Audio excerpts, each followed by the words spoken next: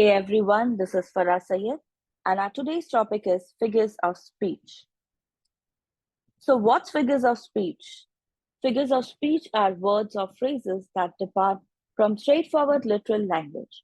Figures of speech are often used and crafted for emphasis, freshness, expression, or clarity.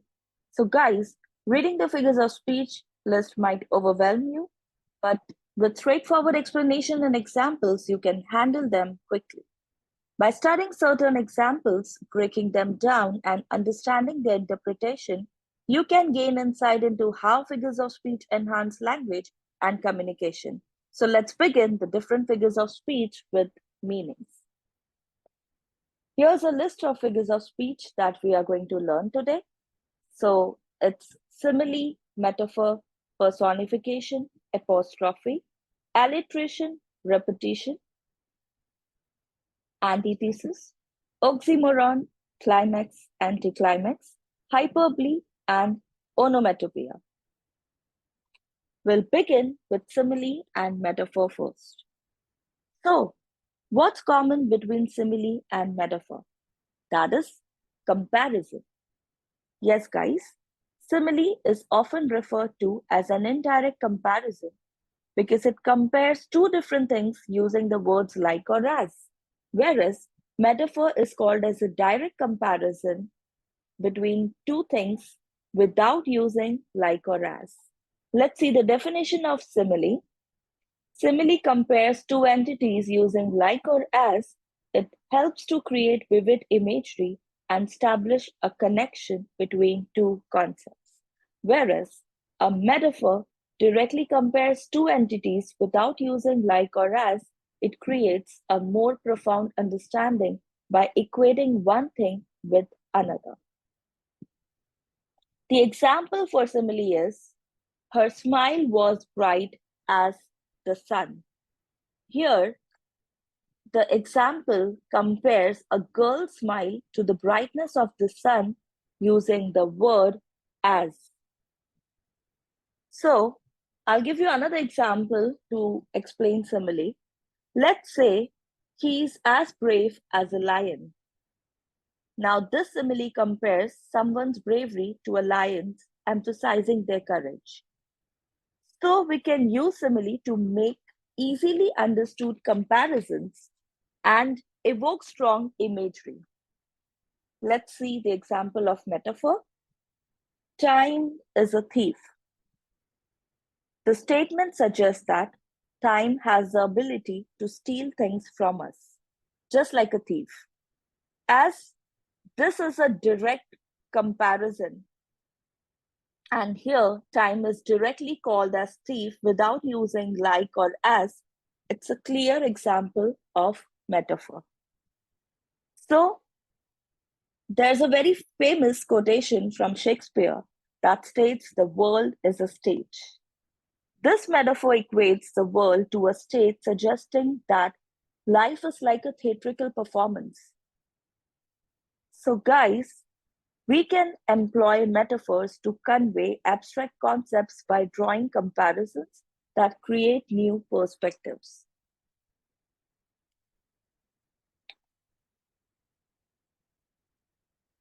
So next is personification and apostrophe.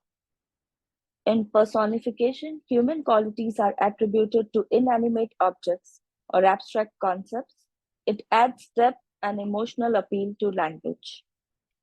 So personification is to give human attributes to non-human things, whereas in apostrophe, a character addresses someone or something that isn't present or cannot respond.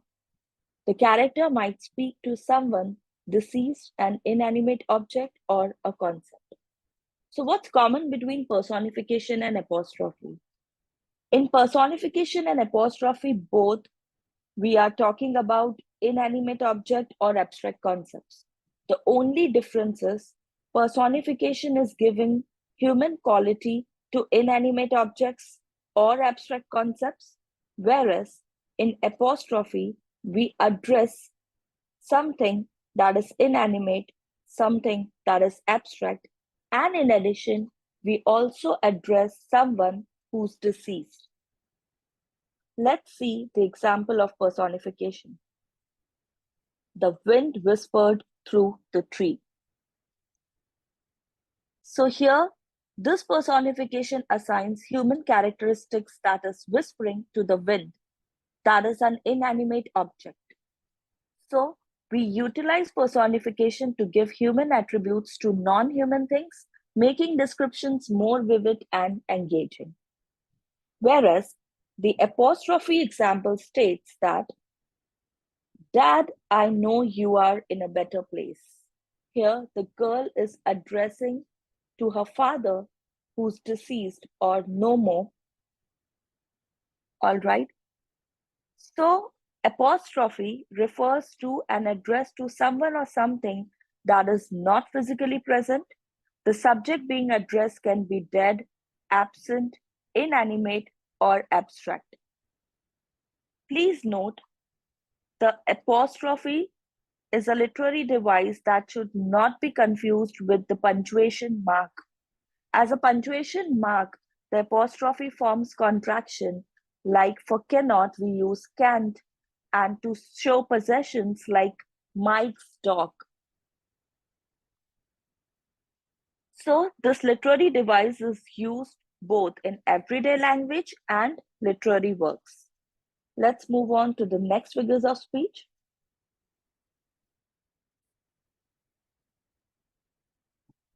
Alliteration and repetition. Alliteration and repetition are found side by side in the literary world. Alliteration makes specific emphasis on sounds and words, while repetition engages in repeating the same words or sequence of words to make a point in the return word. So guys, in alliteration and repetition, both we repeat. In alliteration, we repeat the initial syllable multiple times, whereas in repetition, we repeat the words in the same statement. As you can see, there's a famous tongue twister that has alliteration and repetition both in it. That states, she sells seashells by the seashore. Here, the initial sound, that is S, repeated multiple times, creating an effect. Therefore, it's an example of alliteration. Whereas, the word that has been repeated twice, that is C, it makes it a better example for repetition as well. Let's see a few more examples for better understanding. So here in alliteration, we have an example that's Peter Piper picked a peck of pickled peppers. This alliteration repeats the P sound in multiple words, creating a pleasing sound pattern. So, alliteration adds rhythm and musicality to the sentence, making it more memorable and enjoyable to read or hear. So we incorporate alliteration for emphasis to create rhythm or to make specific phrases or lines stand out, like the poets often do. Whereas in repetition, in this literary device, we repeat the same word or phrase over and over again in a piece of writing. The given example states, home, home, sweet home. Here, the word home has been repeated thrice for effect. I hope that's clear. Let's move on to next figures of speech. So next we have antithesis and oxymoron. An antithesis is a literary device that uses two contrasting or opposing ideas in a sentence. Whereas an oxymoron is a figure of speech in which two contradictory or opposing ideas appear in the same phrase. So the similarity between antithesis and oxymoron is we make use of opposite words or contrasting ideas. But the difference between the two is that antithesis presents two contrasting ideas in a sentence, but not in the same phrase, whereas oxymoron contains two opposite words in a phrase. It can be noted together, like beautiful, ugly, used together in a phrase? Now let's see the example of antithesis. With a smile on her lips and tears in her eye.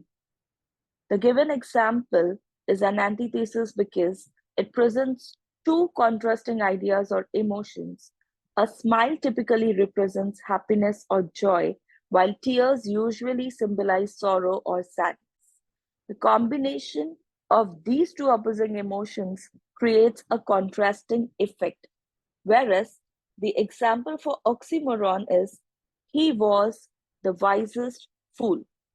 Here, the phrase wisest fool is considered an oxymoron because it combines two contradictory terms. Wisest implies high level of intelligence and knowledge, whereas fool suggests a lack of intelligence. So it's not possible to be both wise and a fool at the same time. Hence, it's an oxymoron. So next we are going to learn climax and anticlimax. You might have heard these words before. That's in the movie, right? So what's climax? When the ideas are presented in an ascending order, it is called climax. And when the ideas are presented in a descending order, it is called anticlimax. Isn't that a very easy definition?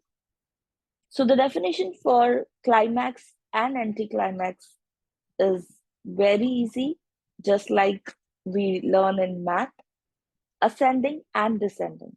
So the order of events in climax goes from ascending to descending. That is, the narration of the story is taking place from a small order and going to the highest level, whereas in anticlimax, you see the highest point first and then the narration goes in the descending order.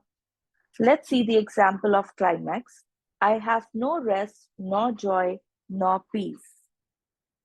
The given example is climax, as the climax is a repetition of the negative elements. That is, no rest, nor joy, nor peace. Now, these negative elements are to emphasize the speaker's complete lack of the positive experiences in his life. The statement therefore builds up to this climax by listing three essential elements of happiness, that is rest, joy, and peace. And the climax is reached when the speaker declares that he doesn't have none of these positive experiences. Anticlimax example is I die, I faint, I fall. So in anticlimax, basically in literature or storytelling, it refers to a situation where the resolution or outcome is underwhelming or less dramatic than what was anticipated. It often involves a sudden shift from a high point of tension or excitement to a less significant or disappointing conclusion. The given example, I die, I faint, I fall, can be considered as an example of anticlimax because it presents a series of actions that typically build tension or expectation, but instead they are presented in a descending order of intensity. The given phrase makes a progression from I die to I faint to I fall. This creates an expectation of escalating intensity of significance. However, the action becomes less severe and impactful as they unfold. Let's move on to the next figures of speech, that is hyperbole. Hyperbole involves deliberate exaggeration for emphasis or dramatic effect. Hence, the statement is made emphatic by overstatement. So hyperbole is nothing but an overstatement or exaggeration that we also use in everyday life and also for greater effect. Let's see the example. I have told you a million times. I have told you a million times is exaggerating the number of times something has been said to emphasize the speaker's frustration or emphasis. The exaggeration emphasizes the speaker's strong desire for the listener to understand or remember something. The next example is, I'm so hungry that I could eat a horse. In the statement, I could eat a horse, the speaker is using hyperbole to emphasize their extreme hunger. They don't literally mean that they could eat an entire horse, but rather they are emphasizing their intense hunger by using an exaggerated statement. It's a way of expressing their strong desire for food in a vivid and attention-grabbing manner. So we can use hyperbole to add emphasis, humor, or exaggeration for rhetorical effect.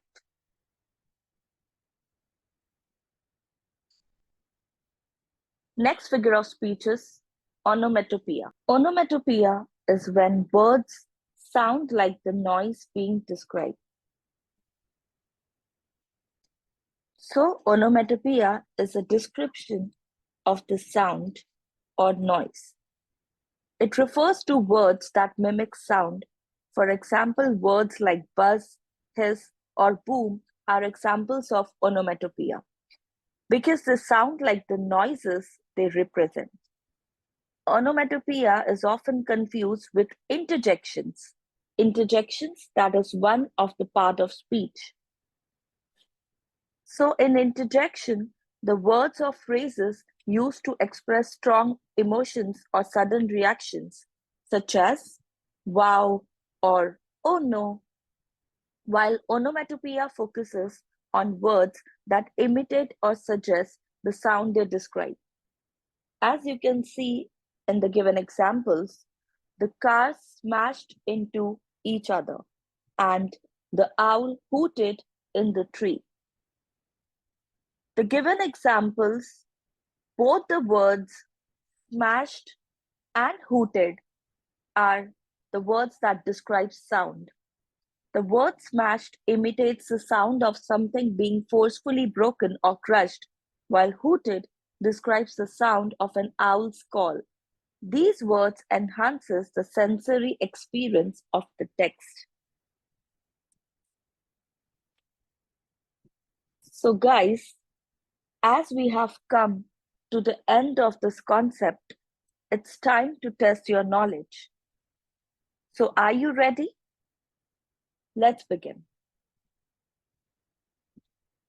So I'm going to read this question and you'll be having 3 options and I'll give you 5 seconds to guess the answer. So let's start.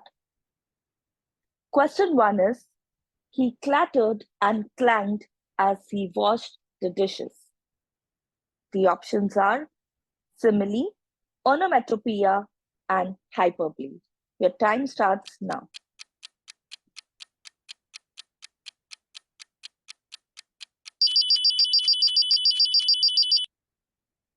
The correct answer is onomatopoeia.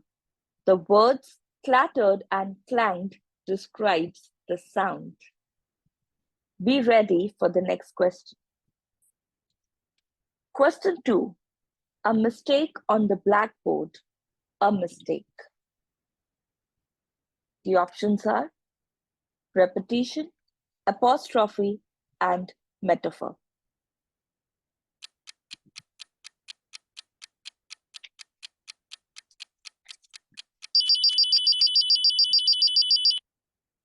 The correct answer is repetition. The word mistake has been repeated twice for emphasis. Let's move on to the next question. She accepted it as the kind cruelty of the surgeon's knife. The options are personification, antithesis, and oxymoron.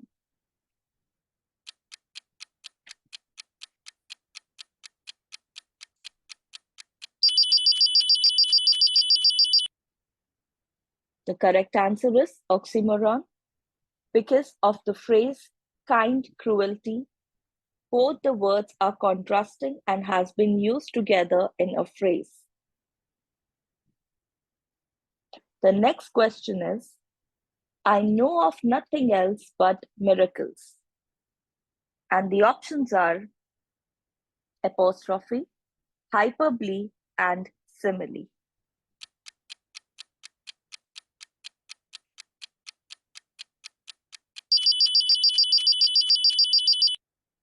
The correct answer is hyperbole, because the statement, I know of nothing else but miracles, is an exaggerated statement that implies the speaker knows nothing but only of miracles.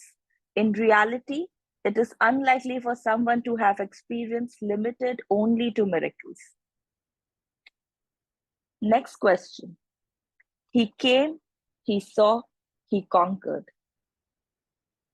The options are anticlimax, antithesis, and climax.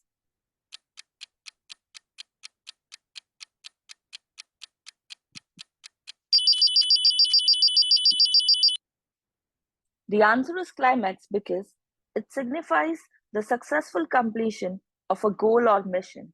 The given statement implies that the person achieved victory, what he set out to do.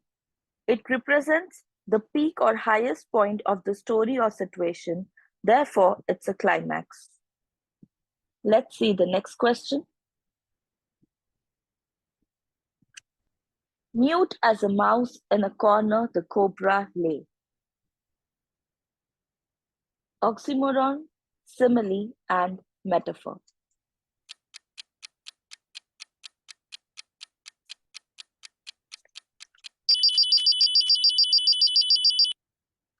It's a simile, as it compares the cobra being quiet to a mouse hiding in a corner.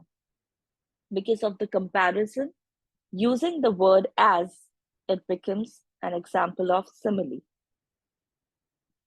Next, laughter holding both her sides.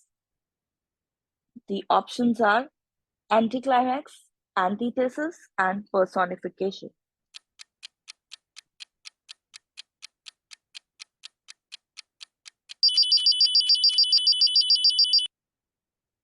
It's a personification because laughter attributes human quality of holding, which is given to an inanimate object, that is, sides. I hope you're getting it right. Let's move on to the next question. Her silken robe is white moonlight. Metaphor, personification, and alliteration.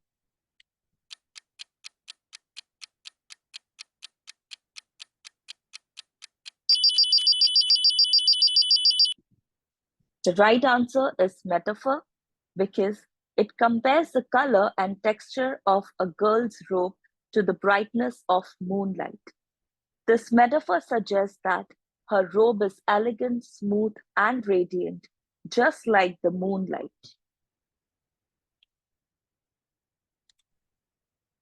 Many are called, but few are chosen.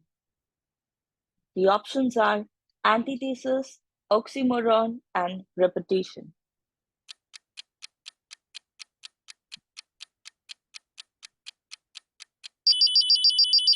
The correct answer is antithesis because many and few are two opposite or contradictory terms used in a statement. It's not an oxymoron because the words are not used in a phrase, but used in a statement. Therefore, it is antithesis. Last but not the least, O liberty, what crimes have been committed in thy name? And the options are personification, hyperbole, and apostrophe.